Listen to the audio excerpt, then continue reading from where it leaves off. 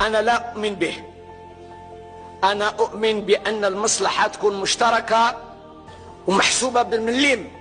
أما أنا فاتح الحدود ونصدر لك عملة صعبة ويجيو الجزائريين عندك بالملايين، 2 ملايين في تونس و3 في المغرب لو نفتح الحدود، وما نتلقاش من تونس أكثر من 5000 تونسي في السنة، ولا من المغرب أكثر من 5000 مغربي في السنة، ونجيب لك بضاعة بالعملة الصعبة ونستورد من عندك الأشياء المصنعة في جنوب آسيا، بل بتعبيرنا الشعبي قش بختة وفنج المريم. لا، هذا لا يعني أن على الإطلاق أننا نتنكر للمغرب العربي، وهو جزء لا يتجزأ من الأمة العربية، ونحن ننتمي إلى هذه الأمة العربية.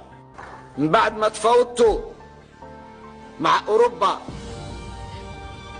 كمغاربة وتفاوضتوا مع أوروبا كتوانسة، تكلموني على المغرب العربي نمشوا موحدين، أنا مازال ما